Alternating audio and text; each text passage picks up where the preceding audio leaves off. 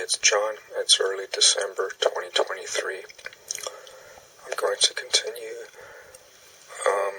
discussing that horrible crash in Niagara Falls, New York that happened on November 22 of this year, so just, less than 2 weeks ago.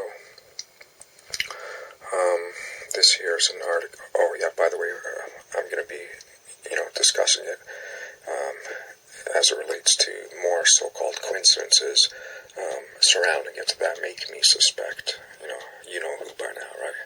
My IT bro. So, basically, we'll be adding several more so-called coincidences that, basically, in my opinion, can only point to him.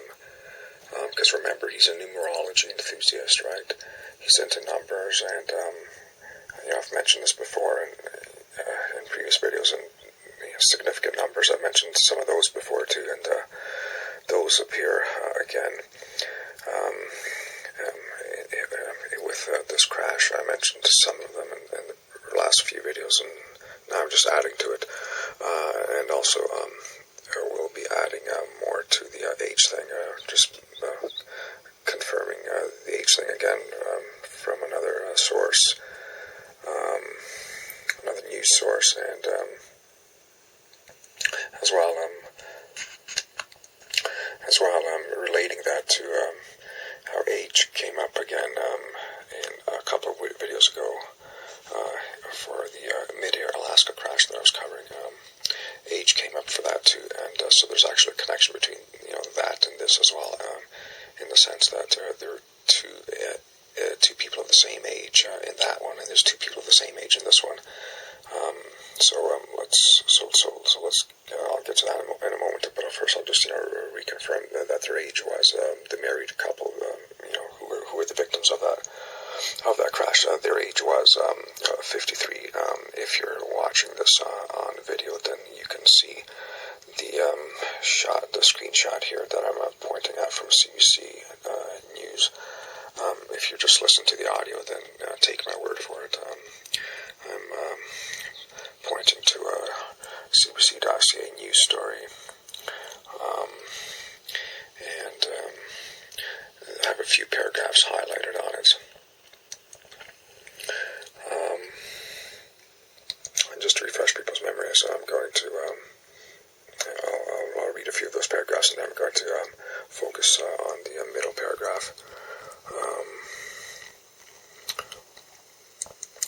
A married couple from Grand Island, New York, have been named by police as the driver and passenger in this week's fiery crash on the American side of the Rainbow Bridge that shut border crossings and set Canadian and U.S. emergency officials into high gear. Actually, so I'm talking now, so only the second paragraph after this is relevant, because after that it just basically says that it wasn't confirmed who was driving, but there are other news stories that did confirm that it was the man who was driving. So then now I'm going to mention that their names. It was Kurt P. Villani and Monica Villani. They were both 53, and they were the only ones in the vehicle. Niagara Falls Police Department in New York said in a statement on Facebook on Friday morning. So that's the second paragraph of that story. And, of course, there's more to that story. If you want to read the whole story, there's, the address bar up on the top left corner. But I just focused on what I thought were the important aspects of the story. And really the most important is, again, the age, to confirm, they were 53, they were both 53, and again, I'm 53. I mentioned that in my previous video, and actually I may not have mentioned it in my previous video because I ran out of time, but I think it was written in the description beneath the video. In fact, I think it was in the title. Yeah, it was in the title of the previous video. My age is right in the title there, and again, you can confirm my age by going to some of my earlier videos in this series of videos.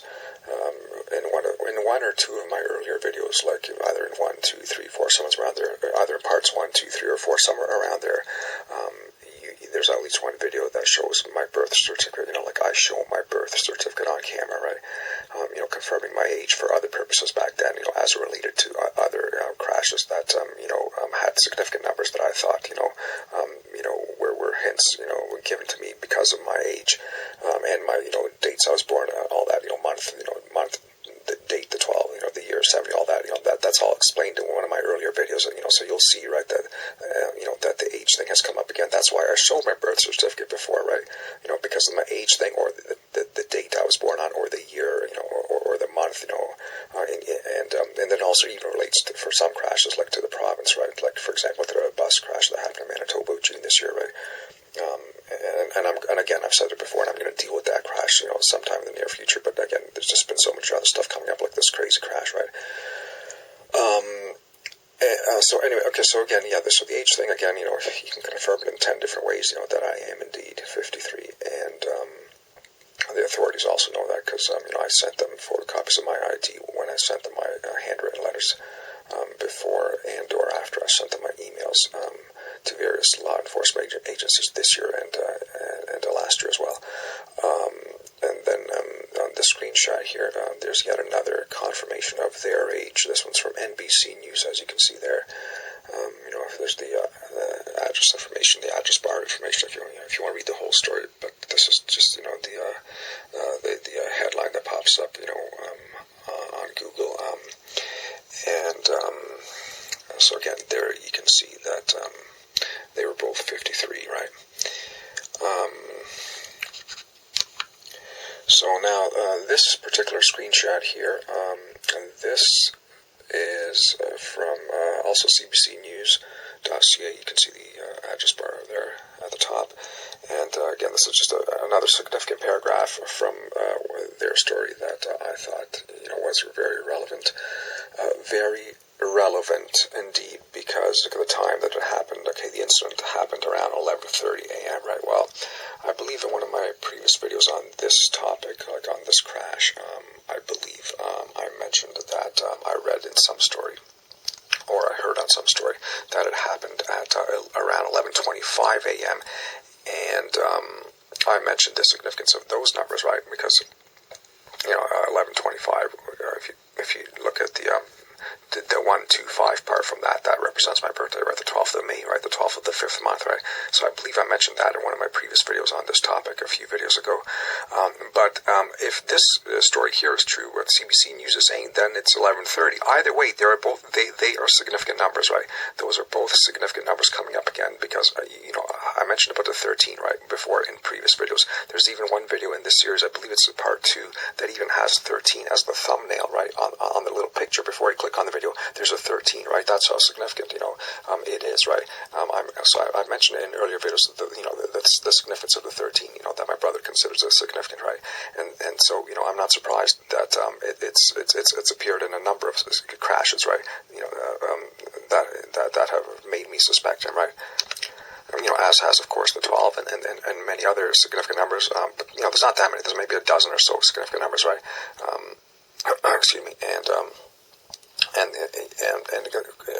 regarding the 13 being significant, as I've mentioned in previous videos, some previous videos, it's also significant as a reverse 13. In other words, a 31. So 31 is a reverse 13, and as you know, to numerology enthusiasts, that they can look at numbers from several perspectives, including backwards. And so 31 has also appeared as a significant number in terms of times or dates regarding certain crashes that I cover in this series, right? And so again, 31 is a reverse 13. So again, it's a 13, and again, as you can see, 11:30 a.m. there is a 13, obviously in the middle there, right? So whether it's in the middle as a 13, or if it's in reverse as a 13, or if it's just a 13, right? There's been some of those too, and in fact, in some of the further Alaska plane crashes that I'm going to be covering, there's another cluster of 5 Alaska plane crashes that have happened in the last couple of years that I will be covering on some future video. And I would have covered it by now if this accident didn't come up, right? So I have to put that on pause. But even then, you will see, that there'll be there'll be at least one more 13 coming up. And again, there's a number of 13s, a lot of 13s throughout this whole series of videos. Either ones that are already there or ones that will be coming up in future videos that have already, made screenshots of or made notes of from previous crashes, right? So, I mean, it just keeps coming up again and again. So does the 12, right? That's why I showed my birth certificate in one of the early videos here, because, the 12, came up in some context. I can't remember now for some crash, but I'm sure the 12 came up more than once by now. As the 70, for the year, and as did the 5 for the month I was born, right?